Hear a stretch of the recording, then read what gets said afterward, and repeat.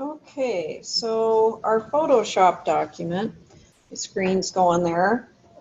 Just as a reminder, last time we, from Moodle, grabbed the red-eye document from the prior Thursday. We worked with image 2, and I'll show you what we did as far as changing things.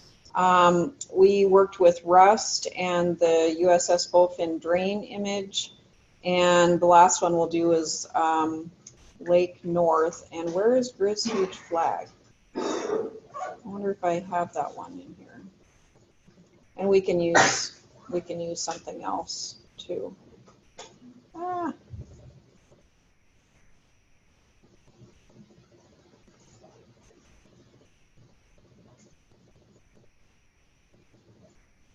Yeah, we can just use the other photo. It'll be okay. Or actually, we could use some of Lake North. Okay. Anyway, in Photoshop, we have various layers. So we started with a new document. Again, file new, and we created kind of a long 1600 pixel by 800 pixel and white background. And then we used the Rock 2 image, and we did some correcting as far as removing a little stick there. We removed kind of some garbage canvas kind of looking things there. We also, we did do that. Okay, we're good to go. Wait, you guys didn't do the flag, did you? This is my other one. Okay. And the eyes. Oh my gosh, yeah, you did that part. Okay. I really missed that. Sorry about that. Well, oh, I bet you it's this one. Okay, does that look better? Yeah. Oh man, sorry about that. Is this under, you know, if you go to Photoshop, Open Recent, so if you land on Open Recent, I bet you'll find all the files that you just were working on. I know sometimes between classes and what was on the drive and what you named it, it can be confusing. But Open Recent's really sweet because it has a whole bunch of files that you were just working on. So that's pretty nice. Okay, so the Rock 2, again, we kind of got rid of a little stick right there using the clone stamp tool. And then we got rid of the garbage over on that lower right-hand side. We worked with the red-eye tool. And again, the red-eye tool is located in the healing group. And it works just like a click and drag to remove that red eye very quickly. The two healing brush tools, there's the healing brush tool works a lot like the clone stamp tool.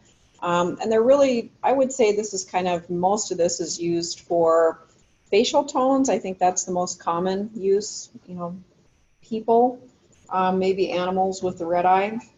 Spot healing didn't work very good with this particular example, but the idea is you drag, you know, lasso a spot that you want to heal, and it's supposed to, through content awareness, blend out the colors. Other tools that we used with the red eye, we used the dodge tool to make the white part of the eye a little bit lighter, but you have to be careful again to leave the detail, so some of the shadows to make it look like it's dimensional. We use the burn tool around the color part of the eye, just the outside, to add a little bit of highlight. And then we use the smudge tool to add some eyelashes at very small brush sizes. We also use the brush tool, so to take away some of the highlights, you know, whether it's shiny lights or, you know, skin oiliness on the skin, but you can actually paint. So that's what this pink color was, is I was actually painting at a very low opacity over some of the shiny areas to smooth them out. I think that was about all we did as far as the red eye. And then on the drain and the rust, we used because the drain is round, we started with the elliptical tool just to begin that round selection. And then we had to click and drag. That was probably the best way to navigate those small bumps around there. And then we did blending modes, which are here, which was fun. And then the other thing we did was the FX effects added to it. And then the last thing we'll do, so on your files in Moodle, and I don't know if you already downloaded this, but Lake North, if you want to go ahead and download that one. And then open that in Photoshop, obviously. And you can just do an open with if you want to open with Photoshop. But I thought in last week's, those photos. It is in, would have been through October 13th. Oh, okay. So another week ago.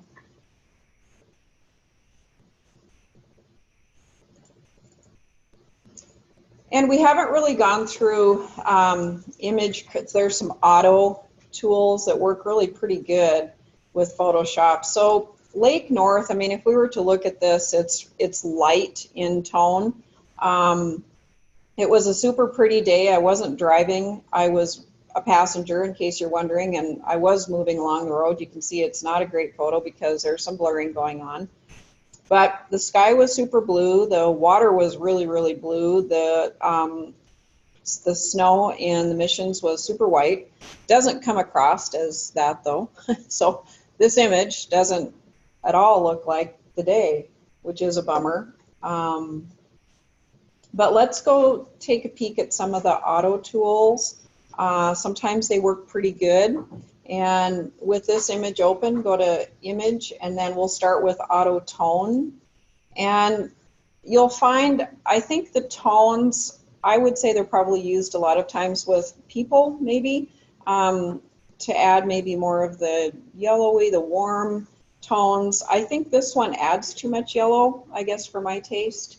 And I think everybody has a little bit, you know, their personal taste in photos is certainly different, but I feel like that's a bit yellow. So let's go ahead. There's, again, you know this, you can file revert to get it back, or I can just simply edit undo. Remember, revert is the last time I saved. Okay, auto contrast, so image auto contrast tends to be, in this case especially, I think more of the blues. It adds more blues, so I think it does a better job in this particular photo. You can also Control Z. Remember, Control Z is an undo. Auto color, I feel like it's kind of mushy.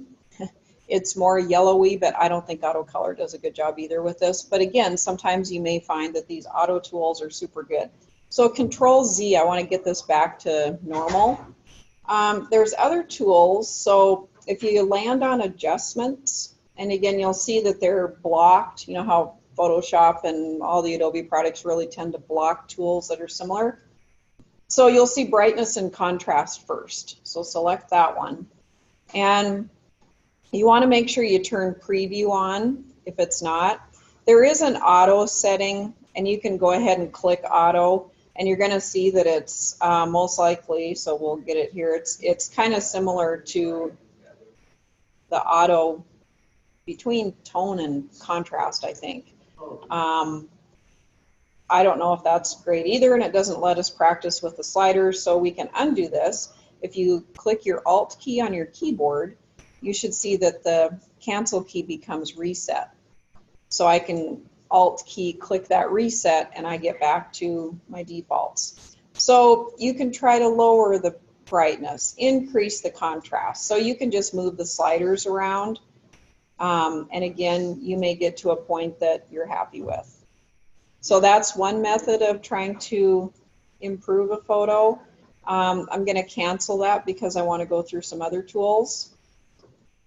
And most of the time, hopefully you would have a better photo to begin with, but sometimes, and especially if it's an old photo or maybe a scanned photo, sometimes you work with historical documents. All there is kind of a sepia toned, faded, so you know you have to work with the tools you have. So image adjustments, let's go to levels. And the fun thing about this is that we can see what, this is called a histogram. What does this histogram tell us? It's too white. So there's the darks on one side, the lights on one side, and we can see that with our eyes as well. So I can increase whites. I can increase or decrease my midtones, and I can increase or decrease my darks. So you can use, you know, the gauges at the kind of middle histogram area. I can also change, and this is kind of more the tones. So if you think of the grayscale, and I don't think that manipulating the output levels probably does us any help with this particular document, but that's kind of the tones. Remember that grayscale. There's also here, and let's go ahead and do an alt and a reset in case you made some changes. I just want to get this back to the default. So again, alt key and then click that reset. So there's also, you might see the eyedroppers here, and by the way, make sure preview's on. Mine is on by default, yours probably is, but if not, you won't see what's going on. So there's set black point, the midtones, and then your white. So let's go ahead and try, first of all, let's see what white does. So that's the very rightmost eyedropper. So if I click that, then I want to click in this document something that I think might be the whitest part. And I might look at maybe the mountains, the snow. So if I click that, it's supposed to make the image all better. And in this case, the white of the mountains isn't really very white. So it's not doing a great job. Again, I can alt reset, get it back again. So the midtones, this one's a little bit harder, or the gray point. So you can go ahead and set that in the middle. And I mean, there's a lot of gray in this image. I don't think you'll find much of anything that's, and I think it's more looking at maybe the RGB levels and the color tones wherever you clicked. And I think even if you try clicking different areas, you're gonna, with the midtones, you're probably gonna end up with something kind of similar. But you might see some more blues, you might see some more greens. I guess I don't have as much luck with the midtone as I do the white or the black point. The black point, sometimes it works really super well, again, white or black point. So go ahead and choose the leftmost of the eyedroppers. The idea here is to find the darkest pixels. There's one here that's pretty dark, but a little harder to get to. And there's some here that are pretty dark. Again, everything's pretty small. But you can click on that, and that's going to set that area as the darkest and then color everything else. We do get some more green, some more olivey of the trees. The mountains look whiter. So this is probably, maybe it's a little bit vivid in color, but probably more close to the day that I was driving. So anyway, let's go ahead and auto, so alt key reset on that one, close this box, image, land on adjustments again. So curves is really kind of similar to that. If you click on curves, you can, so the idea is that an S curve is usually one of your better indicators. And in this case, not very good. Probably the backwards S is going to work a little bit better with this one. So getting those darks darker, and again, you might have to move the box out of the way, but some sort of an S curve might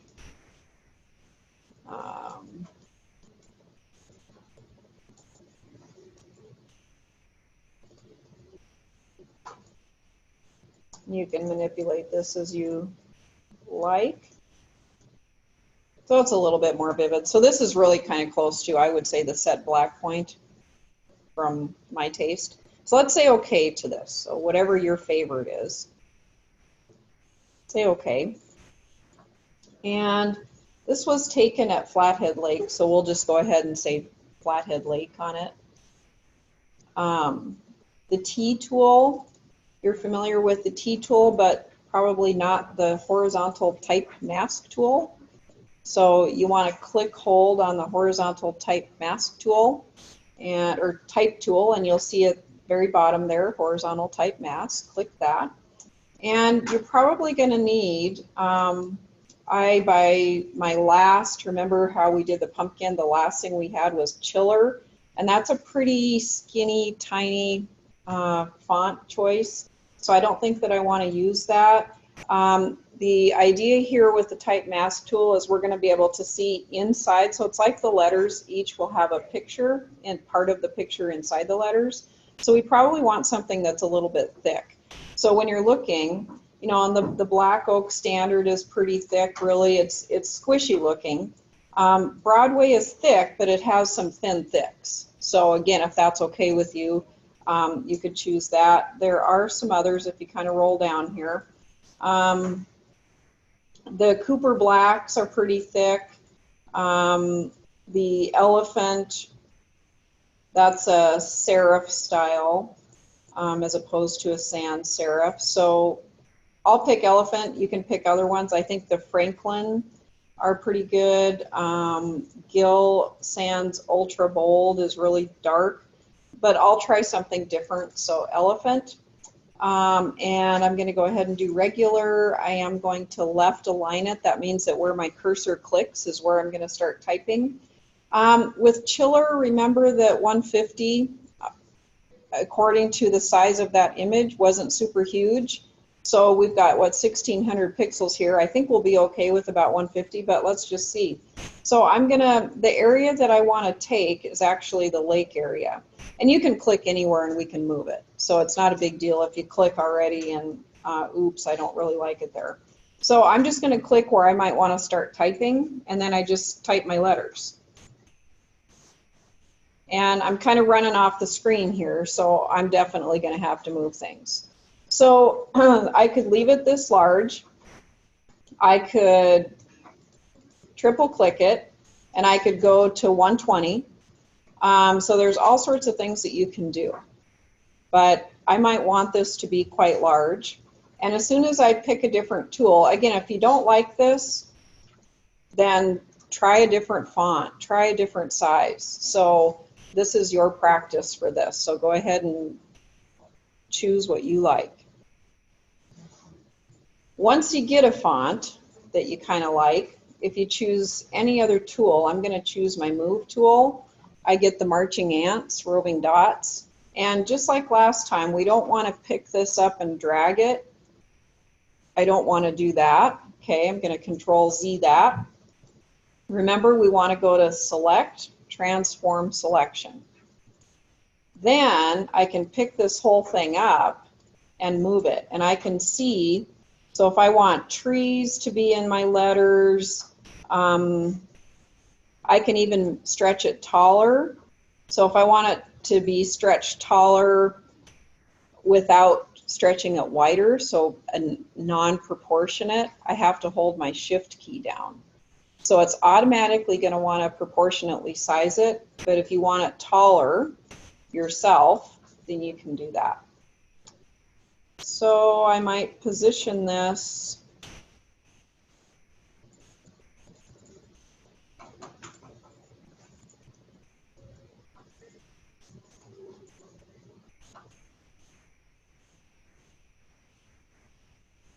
you might need to rotate it a little bit. I guess, you know, driving I did pretty good level, but you can see now that's not level, can't you?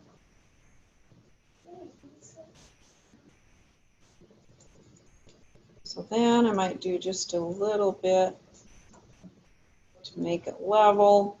Do you see what I mean by, so it's the line of the water for me?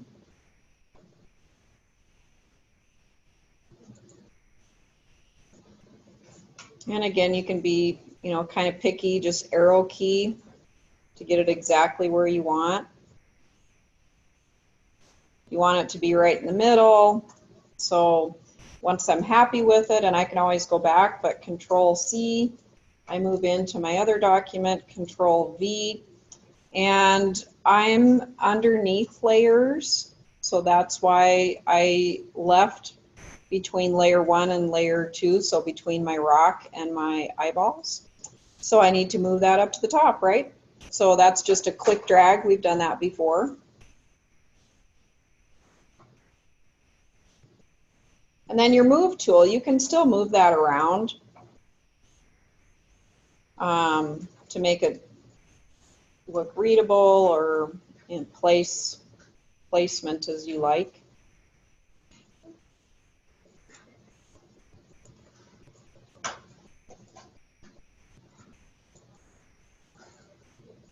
So like when we're moving the, what does it say, Todd? When we're moving the, you know, the name or whatever, it's just like cutting it out. Cutting out. Yeah. So you want to Control Z back to where you just have the marching ants, or Edit Undo.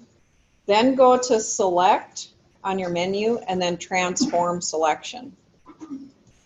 Then you can pick it up and move it around. You can make it taller, smaller, taller by Shift key. So if it's a non-proportionate change, Shift key. And then rotate with the curly corner handle if you need it to be kind of straight. So actually, when I look at this in my document here, I probably could have made this kind of crazy blues, you know? I really could have bumped up the vibrance. If I'm moving this text look into another document, do you see what I mean? If on my screen, it's really kind of muted, I'm sure on the screen, but I probably could have bumped that up. And there's some other things we'll do too. It's hard to read, wouldn't you agree? I don't know if it's the same on yours, but in my case where I've got this, it's kind of hard to read. So when you said go to edit, transform, Select and then transform selection. select. Yep, select first. Yep, so you have the marching ants, roving dots, whatever you want to call them. And I would, to get rid of, so I'm going to Control D this and I'll start over again.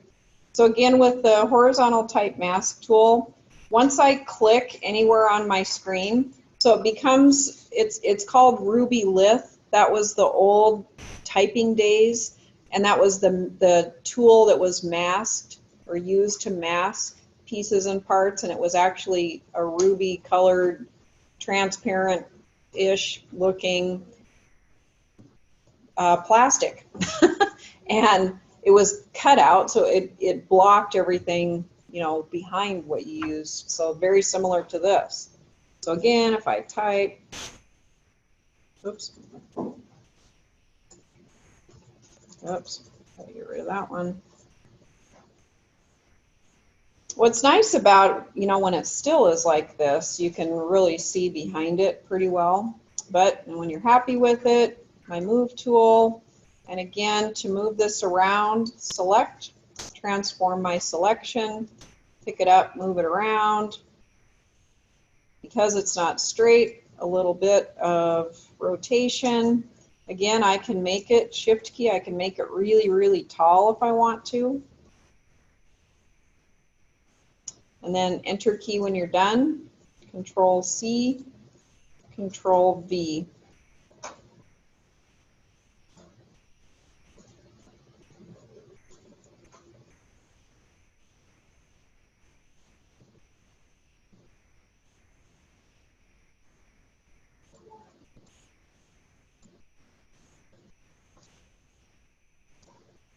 And depending upon which one you like, so I've got the taller variety turned on right now. I can keep the smaller variety in my file, and I can decide publication by publication which one I want to use. Or if I want it to be a little bit smaller, I can still go back. I can free transform the type if I need to. So again, you can Control click on the tiny thumbnail. Better turn that one on. Control click on the tiny thumbnail lets you reselect all that. And again, then I can free transform it further from within here if necessary. How do I get that to move from File to file, or? Yeah, so it's not moving from the letters to the... So are you on background here?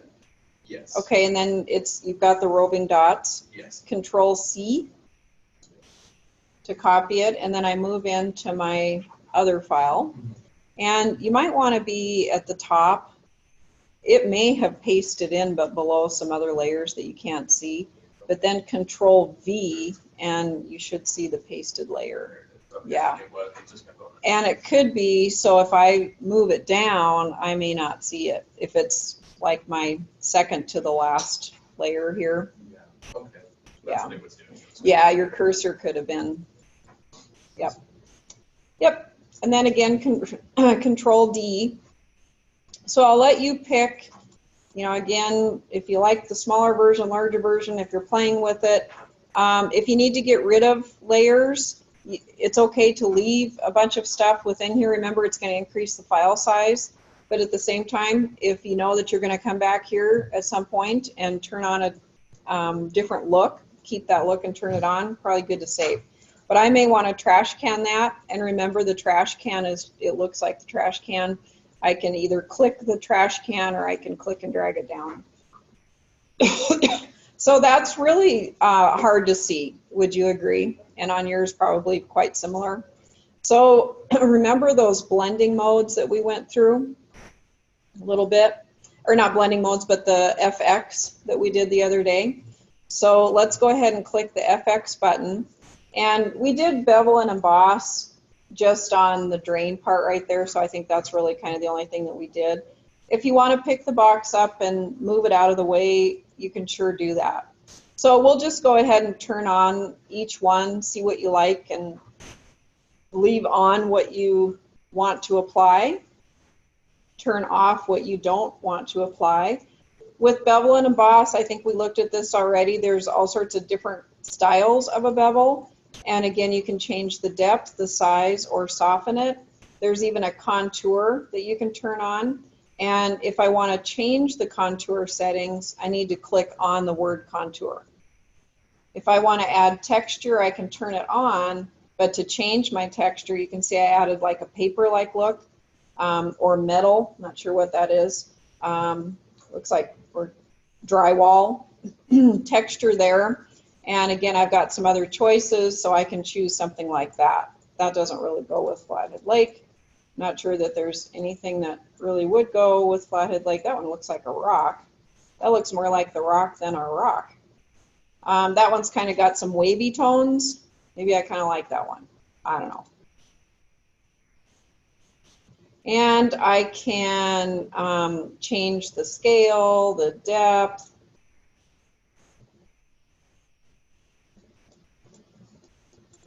Make it look more wavy-like. Okay, so again, I can turn on or off any of these features.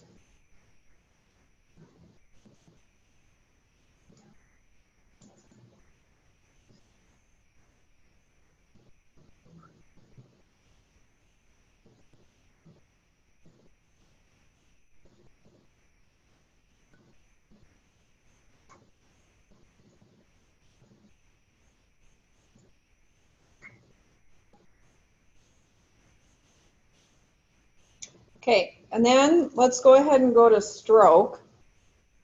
And I'm going to leave the bevel and emboss contour or texture on. If you want those off, click the off option on that by the check mark. But click on stroke, the word itself.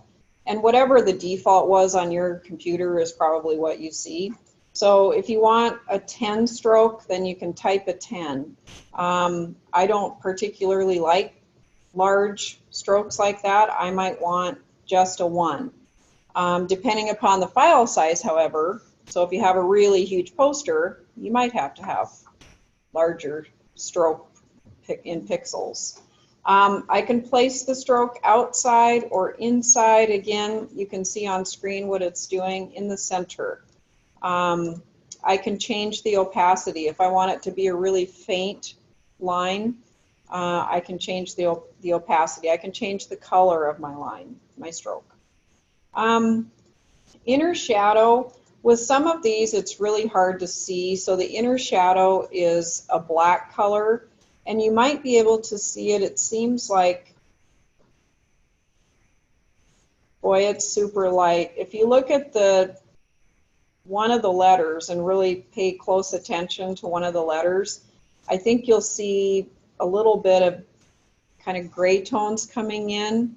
Again, it's probably really hard to see up there, but it may add just enough that you feel like it's bringing more detail out. Again, I can up the opacity. I don't know if that really is, it's doing a little bit, but not a lot. I can change the distance. and I don't know that I like any of it. I may not choose to have any inner shadow. So I may choose personally to turn that off.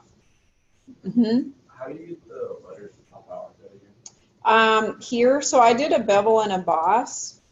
So I just turned that on. I left it at inner bevel. I think I left all the defaults. And then the other thing I did with mine was texture, but you don't need to have texture. And then I added a stroke, just a 1 pixel. And again, if you like 2 pixels or 3 pixels, you can sure do that. So this is your assignment. Okay, so, and you have to click on each of the layers, so the stroke layer, to be able to change anything per stroke, any of the settings. Did that help? Kinda. I mean, I just, mine are looking like that, and I'm like, near bevel and all that. Does it look a little bit more like that because I have texture on there? No? Excuse me. Depth of about 126. Size of about 7. And I didn't have any softening. Inner bevel, and then smooth technique. So those were kind of my defaults, I guess. And then you just make sure that the check mark next to bevel and emboss is on. Sometimes things are subtle enough that it's hard to see it. You might turn all of your other, you got it now? Okay. Yeah, sometimes they're so subtle that it's hard to even see the change unless you start turning everything else on and go one by one. Inner glow, again, that's a little more difficult. If I had a black background, I probably could see the inner glow a little bit more. Again, you might be able to turn it. It seems to just lighten it a hair, but it does that because it's white. So it's making the glow color is white. If I change the glow color to yellow, it might give it a yellowish hue. So that's just because of the settings, the default settings. I may not choose to have any inner glow. Satin, the last satin setting, I used multiply and sort of a magenta color. But if I went to a black tone and said okay to that and normal, then it's probably going to be more of a grayscale type of color. And again, the opacity is about 50%. The further I go up, then it's going to change it. And if I really don't like satin, I can just turn that off. And again, that's going to be, you know, your choice.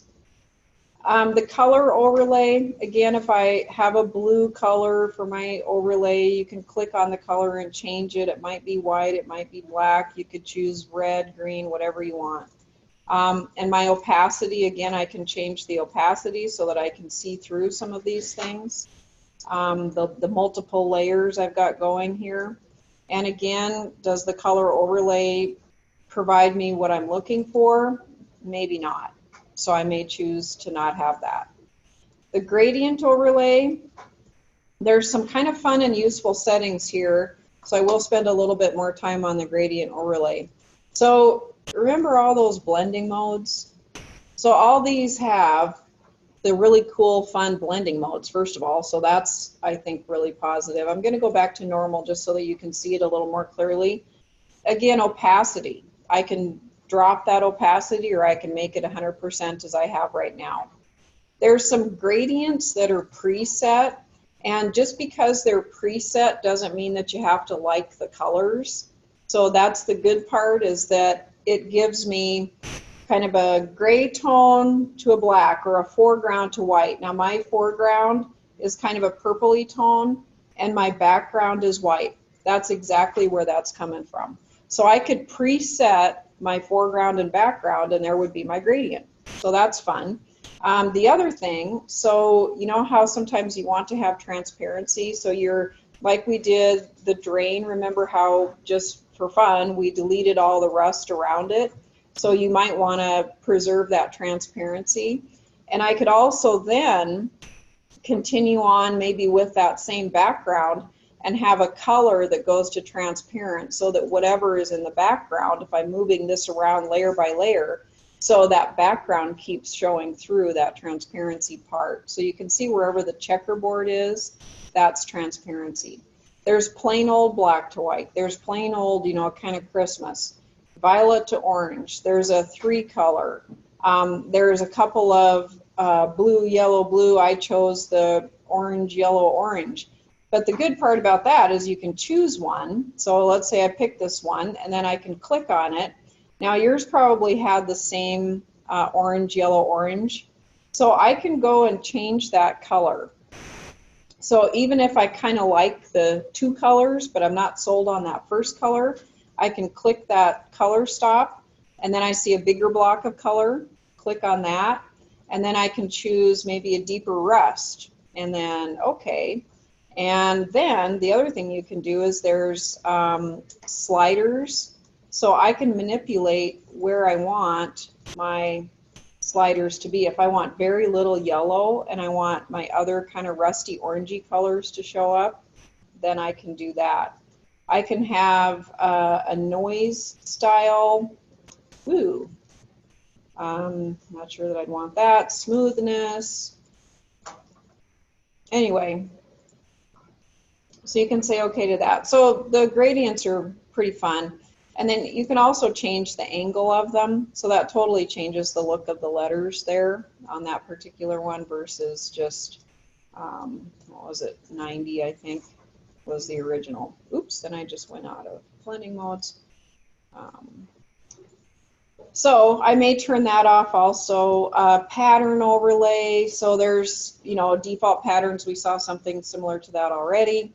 And again, I'll turn that off. There's an outer glow. The outer glow, again, is color-based on my background. There's not really a lot of glow going on there, so I'd probably turn that one off. Drop shadow is kind of useful, I think, for, again, making things pop out just a little bit, so it gives a little bit more depth. I can judge the angle that I want my drop shadow to be, and that's probably based on other elements that are within my image. I can change the distance, I can change the spread, and I can change the size. So, and then again, I can turn it on or off. Does it add to my image or not? And again, judging from there, my opacity can be changed. I can really ramp that up to 100% so that it's super dark. Okay, and then when we say okay to all this stuff, so I'll just say okay to the defaults here. So the other great thing is I can completely turn all my effects on or off with a single click.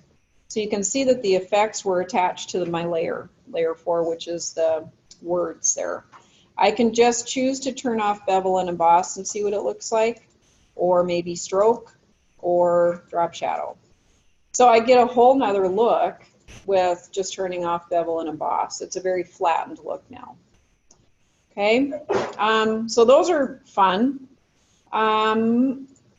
There's also another, so I'm going to turn this off for a second. Leave your effects, don't delete them, for example. Leave them there. You can just turn off the eyeball. The other nice thing you can do is once you gather effects, so all these effects, you can duplicate them to other files or other layers. So you might have a lot of layers that need to have the same, you know, repeated effects attached. So once you gather them and you like them, then you can quickly apply them to the others. So another kind of fun tool that gives you your own ability to create a look of depth, or at least make something kind of pop out a little bit more. So go ahead and again turn off your effects. On the tiny thumbnail, do a control click. So in other words, you're selecting your type again. Okay? And then remember where the trash can's at? There's one more layer to the left of that. It says add new layer. So don't trash can, but one to the left of that, create new layer. So let's create a new layer. And it automatically puts it at the top, which is fine. It doesn't really matter to us right now where it's at. Okay, so I want you to be on that new layer. And I know it's hard to see, they both have that checkerboard, but your new layer should be the one on top. Then I want you to go to Edit and Fill. And I want you to fill with black. So there's a drop down at the top. I could fill with my foreground color, which is sort of a gray purple, or my background color, which is white. Or I could go to the color bars and choose what I want. Or there's black, white, 50%, all sorts of stuff. We'll just choose black. And 100% opacity. I don't want just a little black. I want 100% black fill. And there's no transparency to preserve here, so we don't have to turn that on. So say OK. So it appears as though our stuff goes away, right? Because we've got layer on top of layer. So go ahead and Control D to deselect your roving dots, ants, whatever. Make sure you grab your Move tool and then pick up, and you can drag that Flathead Lake slightly out of the way. So I can choose to have the black forward with the color behind, or I can pick up my layer 5, drop it down, and now I've kind of made my own little drop shadow. And again, that same Move tool, I can pick it up, or I can just use my arrow keys. That's where the arrow keys really help out, is that you can do little tiny, and again, wherever I place that, so that kind of tells me, you know, the direction my sun's coming in. So I'd probably want to do some similar match. Actually, it looks like it's kind of top right if I look at my rock. It's kind of going along that long shadow there. And then I still could go, I can turn on my effects, so I still might like them. Or I can go, I don't know about that drop shadow. I can turn that off. I don't know about the bevel and emboss. Turn that off. So you can still turn them on or off. Okay. Any questions on all the... So there's some really super fun tools. The effects are really fun. Lots of creativity. Allows for lots of creativity.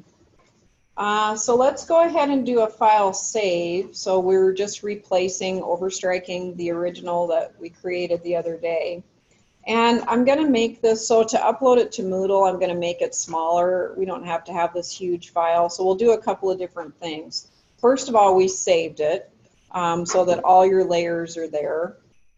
And now let's go ahead and go to, let's go to image size first, and I'm going to drop this down a little bit. So image size, and again, this is strictly for Moodle, just to not overburden the software or the platform. So I'm just going to go to 800 pixels, and it'll automatically help me out with 400. So the width is going to be 800, the height is going to be 400, and I'm just going to say OK. So we can view this at 100%. So I can go to view 100%. This is the size that I should see. So it's kind of a postcardy looking size, really. A little bit long, but sorta. And then, so just so, and I think we went through this the other day too, I'm going to have you save this as a JPEG. So it's going to be small, and it's going to be physically this size too. But some other things, I think we went through this the other day, but we've got all of our eyeballs on right now, and visibility, meaning my stroke, now my stroke is on. So if I go to my little kind of hamburger four lines over there, there's merge down, merge visible, and flatten image. Merge down, if I'm at the top layer, it's just going to merge everything that's below it. If I only have eyeballs on 3 of those, it's only going to merge 3 of them. And then it'll allow me to manipulate that, whatever those 3 are, as one unit, which is really great. Flatten image, it's just going to flatten everything. So all your layers go away. So they're all useful. I'm not going to have us do that. But again, depending upon what you need to do, you may need to flatten or merge some of your elements. And you can group these in folders. You can see the folders there. There's all sorts of management that can take place within your layer. So let's now go to File. And if you land on Export, we're going to get this into a tiny, as small a file size as possible for Moodle. So File, Export, Save for Web, Legacy. So we wouldn't want to do this for print. What size did you change the image to? So image size, the width used to be 1600. I just typed in 800 and it automatically sized the height to 400. Okay. Yeah, so something close to that. Again, just so it's not huge. And then we're only going to save it in a JPEG again to further make it smaller. And again, I wouldn't do this for print. This is not, you would want to probably save it as a portable file or a PDF document for print or TIFF or some other ones. But for web, it is a JPEG, I think, is a perfect file type for what we have here. I think JPEG high is probably okay. If you go to the 4 up, there's the original, the optimized, the 2 up, the 4 up. If there's something that you want detail preserved, if the type is the most important, if open is the most important, so you want to probably move your image, the original image, and they all move the same. But to view each one of these, then move to that area that's probably most critical to you. The top right by default is JPEG high. I think that looks pretty good. I can see open. There's not, there is some loss of quality, I would say. Maybe some color depth, the vividness a little bit, but it's pretty close. If I go to the third quadrant, it automatically goes to JPEG medium. And again, that's not too bad. File size is about half of what JPEG high is, 141K. If I go to the lower quadrant, the very fourth lowest right is JPEG low. And I am seeing some degradation of clarity here in open and kind of pixelation type of look. So I probably wouldn't choose that. I think for file size, we're okay with JPEG high, but that's kind of what, what quality loss am I willing to accept for file size? That's really, for web, I guess, really what you're wanting to look at. So save this and go ahead and put it in your documents. You can keep the same name because it's going to be a JPEG image, so you should find a PSD and you should find a JPEG. So if I go ahead and say save, and I go to my folder here, might have to click again. So I've got today's project. I've got the healing blending clone type mask. That's my PSD. That's the layer one. It's 8,000 some odd kilobytes. I made smaller and saved in a JPEG high format. The same thing, all flattened down. I no longer have layers. If I were to open that one, there's no layers anywhere, but it's 143K, so tiny. Okay, so I'd like you to upload in Moodle, and I should have space for it. 5 point, so that's our selections, layers, effects, blending. So the project that we just worked on today, go ahead and upload that into Moodle.